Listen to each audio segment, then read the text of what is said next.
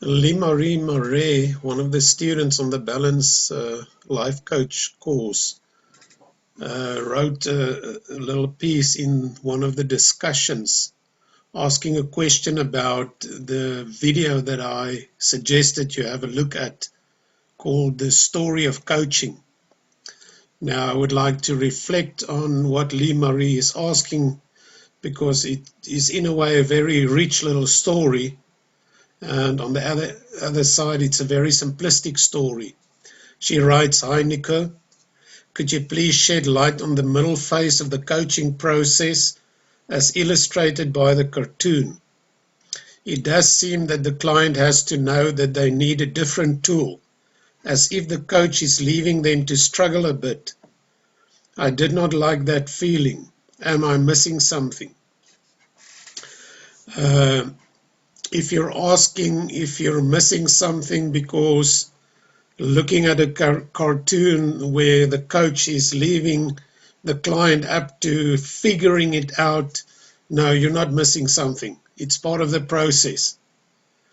Now, in this little cartoon, it takes the client through 5 stages or 5 phases of the coaching process, where the first one was where they meet, the second one was where they create vision, the third one was where they constructed and developed a plan, the fourth one was the client taking the actual journey, and the fifth one was coming to a place where the client experienced the success of what he and the coach did from stage 1 to 4.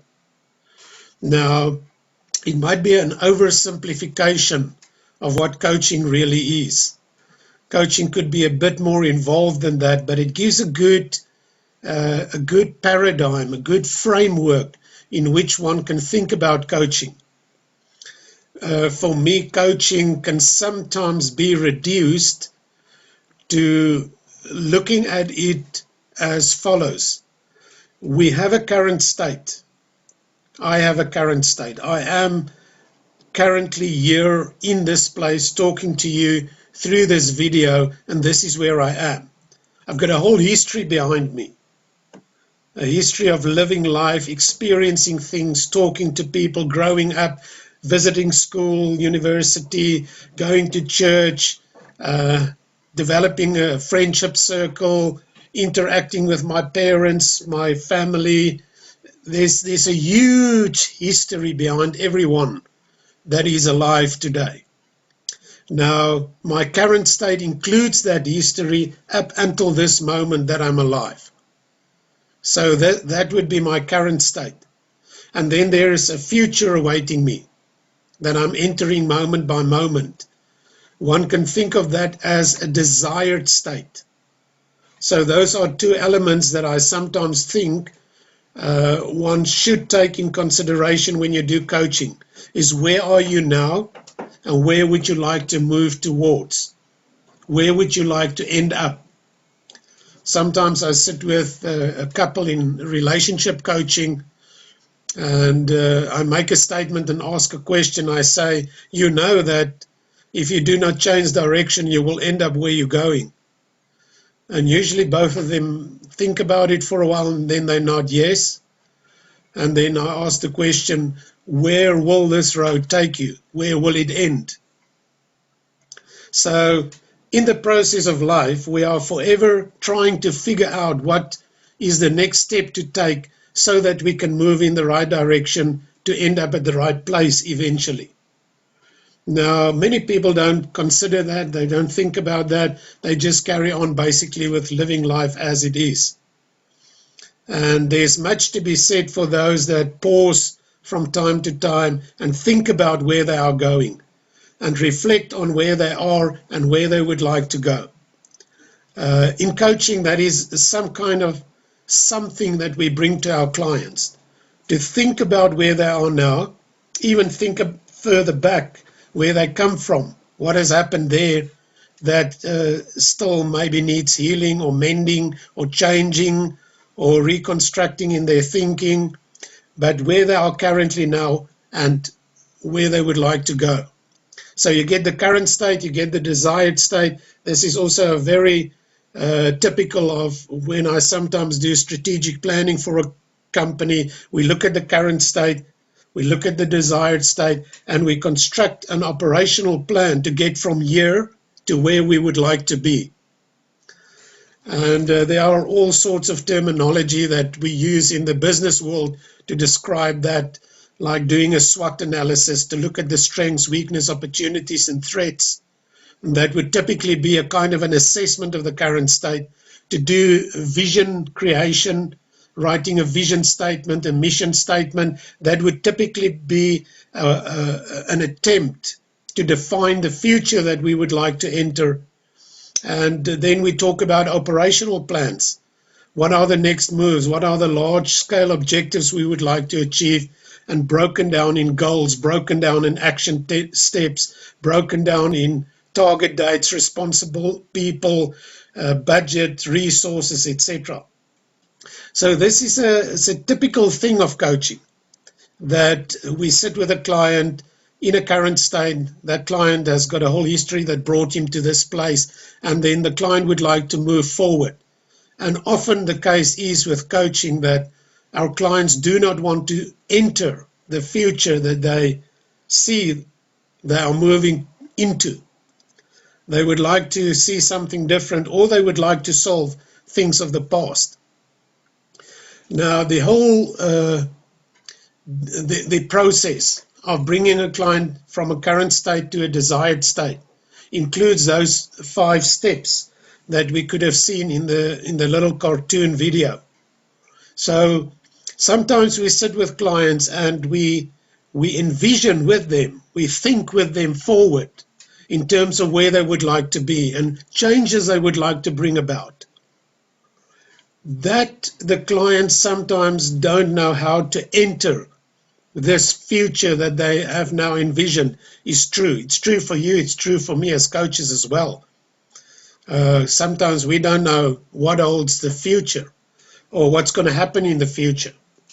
We might have the surety and the confidence that even though we don't know that, we know who holds the future, which brings a huge amount of comfort to those that believe that God holds the future for them. But in any case, be that as it may, for our clients, they sometimes need to be guided to enter that future that they've envisioned sitting in your presence. Now, they come sometimes, in my experience, to places where they find it difficult to know what the next step should be or how they should enter what they feel they should, because that is the envisioned future for them. And something that sort of guides me when we get to that impasse. The nice technical term in psychology is an impasse. It's a space where you're in limbo. You know something needs to move forward. You know something needs to happen, but you don't know how to make it happen or how to move forward. Now, when I get there in a conversation, a meaningful conversation with a client, I remind myself as a coach of 2 things. The answer lies within. My client still has the answer. There's an approach that I've adopted from Carl Rogers that said, and Carl Rogers was quite hooked on this idea, that the client is the expert on her life. She knows more about her life than what I could ever know. And I believe that's true.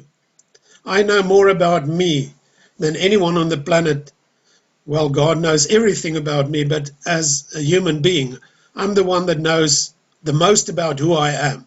Even though there, like we've seen in the Johari's window, there will be blind spots. The things that I haven't seen about myself yet. So that's always a possibility. But the client knows the most about who she is. So I believe because of that the answer lies within. I, as a coach, just need to use certain techniques and methods in my coaching to help the client discover that. discover the answer. So I often make use of some kind of reflection, and the reflection is usually twofold. I would do what I call process observations. So I would make an observation about the process between me and my client. I would reflect for my client on what I see going on. And it could be as simplistic or simple as, I see you're unsure. I'm just making a process observation. I'm just saying what I'm seeing in my client. Or you seem uncertain about moving forward. That's also a process observation. Or I feel that some kind of tension might rage in you when we talk about this. And then I would say what we talk about. So that again is a process observation. I find myself making a lot of process observations. In other words, making something which is there, like the elephant in the room. It is there, but it's not talked about. I would bring it to the surface to help my client to think about it, to help my client see that. Remember, it's important to help my client to think about the way she thinks, but also help her to think about the things that are in the blind spot, in the blind area. So that is one of the ways, and later on in the year, we'll cover more ground about making process observations. And then the second technique or practice that I have in my coaching to make a client aware is asking questions. So simply by asking a question of something that I might observe, I help my client to answer the question, and in answering that, I bring it out in the open. So what helps me to do that is, like I said, the one thing is to know that the answer lies within. My client does have the answer. It's like a Sudoku. All the answers are there. You just need to figure it out. It will, from 1 to 9, work out every time, all the time. Doesn't matter whether it's a black belt Sudoku or a green belt Sudoku or a very easy one. It will work out 1 to 9 in each of the 9 blocks. That's one thing I remind myself of. The second thing is, it's a little story that I've heard, and I don't know how true it is, but it makes a lot of sense, and it brings across the principle of something that I remind myself, which helps me not to jump in and save my client from her dilemma of answering the question to herself. And the way I do that is to remind myself of the story of what I call the butterfly wrestle. Now, there was this man that saw a butterfly coming out of a cocoon, and the butterfly wrestled, and it's kind of the cocoon got stuck on his legs, and he wrestled, and this man thought he needs to help the butterfly, and he loosened the butterfly from the cocoon. And then later on the day, when the guy passed there where the butterfly was leaving the cocoon, he saw the butterfly died. He was lying just a few feet away, a few meters away from the cocoon. And he talked to some other people about his experience trying to help the wrestling butterfly. And then someone said to him, you know what? That last little bit of wrestling that the butterfly has to be released from the cocoon makes him strong enough to survive outside of the cocoon. And if you short circuit that process, the butterfly doesn't develop everything and all the strength he needs to survive outside of the cocoon. Now, I remind myself of that story, that when my client wrestles, coming out of the cocoon to meet something new, to enter a new future, a new desired state, that me pausing, resting with my client, being present for my client, might more often than not help my client to gain the last strength that she needs to survive out there, or to survive in the future she would like to enter. as opposed to me short-circuiting that process and then disallowing her to gain that last strength that she needs. It's a story that makes sense to me, and in my coaching I've seen by me thinking like that, it helps me to help my client, that I don't jump in and save my client. There's a very strong principle that I short-circuit in a sense there, called learned helplessness. It's something defined within the context of positive psychology, where they say, and they say it especially of mothers, that mothers teach their children learned helplessness. Because when the child struggles with something, maybe the opening of a little sweetie or saying something and he stutters, that the mother would jump in and the mother would try to rescue the child from embarrassment or struggling or, just finding something difficult. When you do that, now this is positive psychology speaking, when you do that, you teach the child to become helpless and dependent on you. Now, I think coaches, we need to refrain from empowering and cultivating learned helplessness in our clients. There's one thing to conclude my reflections on what Li-Mari asked here. There's one thing that I always keep in mind. I cannot take responsibility for my client's life. I cannot take responsibility. What I can do is be there, is be present, is listen, is help, is guide, but I cannot take responsibility for another person's life. So I think it's quite important that sometimes, and if that was your concern, which I gather from what you said, you didn't like that feeling that the client should have figured it out himself. Maybe it's a good learning experience for most of us, since we are very helpful and serving and want to help and want to serve, that sometimes we need to step back and see how people figure it out for themselves, how they try to solve their own dilemmas. And we can be present and we can walk short bursts of their journey with them while they struggle. But to take responsibility for their lives, for a client, I don't go there anymore. I think I used to go there when I was younger, but I don't go there anymore. My client knows more about her life than anyone else on the planet. And like Sudoku, let me just put her off here. Like Sudoku, all the answers are there, it's within, and I can help her to discover them. And then by me asking the right questions and making good process observations, I can assist my client to find the answers. And refraining and using a lot of impulse control not to go there and teach my client to be helpless is a good thing for us as coaches to remember.